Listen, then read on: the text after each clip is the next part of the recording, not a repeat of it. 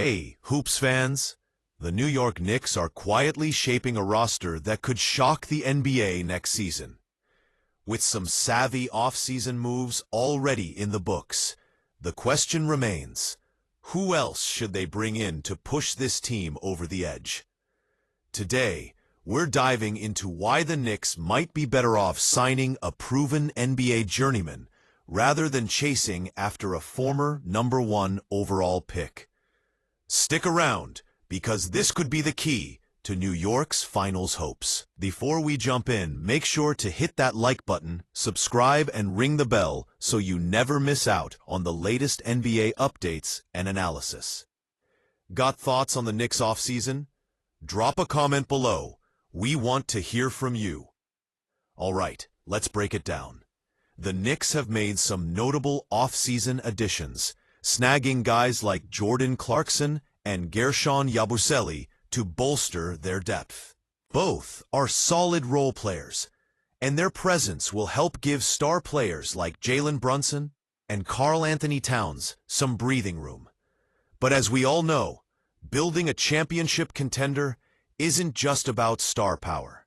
It's about fit, chemistry, and having the right guys in the right roles. And that brings us to the burning debate. Should New York chase after Ben Simmons, the former #1 overall pick of the 2016 NBA draft, who's still available on the trade market? Or should they focus on signing a reliable veteran like Alec Burks, a journeyman who knows his role and fits perfectly with the Knicks' current style? Let's start with Alec Burks. Yes, he's been around the league, suiting up for 8 different teams since 2018. But there's a reason teams keep giving him chances. Burks is a versatile wing who can space the floor. He's knocked down over 40% from three-point range in 4 of the last 5 seasons. Last year, he averaged 7.3 points and 2.5 rebounds, shooting an impressive 42.5% from deep with the Miami Heat. More importantly, Burks plays with confidence and basketball IQ.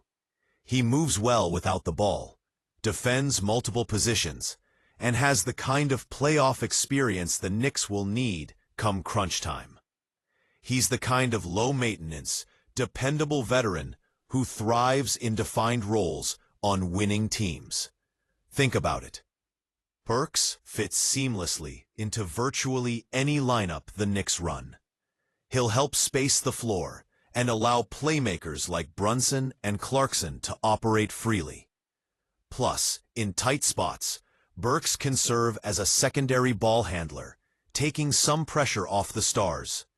He's already familiar with New York, having played there from 2020 to 2022, and even briefly in the current season. During those stints, he averaged about $6 million a year. But if he returns next season, he'd likely come on a veteran minimum deal, around $3.6 million.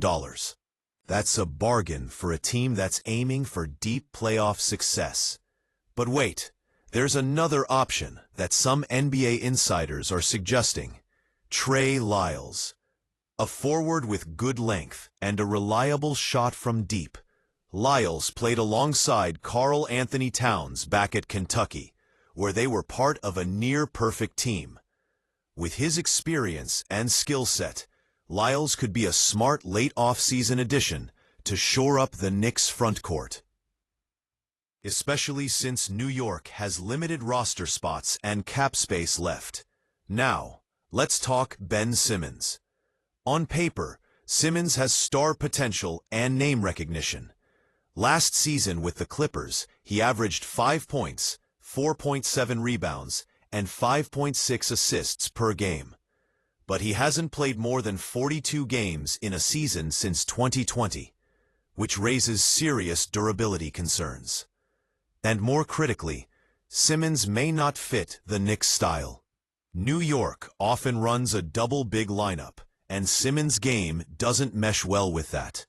He doesn't shoot threes, tends to clog the paint, and could take the ball out of the hands of key playmakers like Brunson and Clarkson. Early in his career, Simmons was compared to Magic Johnson, but he hasn't quite reached those heights. If the Knicks did sign Simmons, it would likely have to be with the understanding that his role is strictly situational. Think matchup-based defensive assignments, or as a spark in transition. But unless he's fully healthy and willing to accept a reduced role, the upside for New York looks limited. So far, the Knicks have wisely added Clarkson and Yabusele to shore up the bench, both on low-impact contracts.